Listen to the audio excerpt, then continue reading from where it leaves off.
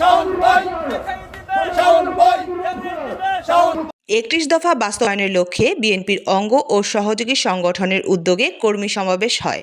আনিসুর রহমান আনাস, চান্দিনা প্রতিনিধির ভিডিও চিত্রে বিস্তারিত। 26শে আগস্ট কুমিল্লায় চান্দিনায় বিএনপির 31 দফা বাস্তবায়নের লক্ষ্যে 12 নং বরকড়ি ইউনিয়ন বিএনপির অঙ্গ ও সহযোগী সংগঠনের উদ্যোগে মঙ্গলবার বিকেলে নাতের বাড়ি ঈদগাহ মাঠে কর্মী সমাবেশ অনুষ্ঠিত হয়। কর্মী সমাবেশে প্রধান অতিথি আতিকুল আলম শাওন সমাবেশস্থলে প্রবেশ করার পরপর জনগণের মাঝে হাততালি ও কুশল বিনিময় শুরু হয়।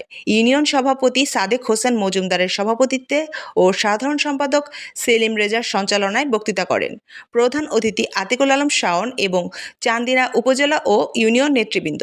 26 আগস্ট মঙ্গলবার অনুষ্ঠিত এই কর্মী সমাবেশে প্রধান অতিথি হিসেবে উপস্থিত ছিলেন চান্দিনা উপজেলা বিএনপির সভাপতি অ্যাডভোকেট আতিকুল আলম শাওন। বিশেষ অতিথি হিসেবে উপস্থিত ছিলেন চান্দিনা পৌর বিএনপির সভাপতি এবিএম সিরাজুল ইসলাম, উপজেলা সাধারণ সম্পাদক কাজী মোহাম্মদ এরশাদ, উপজেলা যুব দলের আহ্বায়ক মাওলানা আবুল খায়ের, উপজেলা স্বেচ্ছাসেবক দলের আহ্বায়ক ডাক্তার সাইফুল্লাহ বাপ্পি, উপজেলা বিএনপির সাবেক সাধারণ সম্পাদক বীর মুক্তিযোদ্ধা ইঞ্জিনিয়ার মফিজ উদ্দিন ভূঁইয়া, উপজেলা ওলামা দলের সভাপতি মুফতি সুলতান মাহমুদ, উপজেলা ছাত্র দলের সভাপতি শরীফ খান, উপজেলা ছাত্র দলের সদস্য সচিব কায়ুম খান সহ অন্যান্য নেতৃবৃন্দ। বিএনপির প্রতিষ্ঠাতা শহীদ প্রেসিডেন্ট জিয়াউর রহমান স্যার, এটা তো আর কারো অজানা না।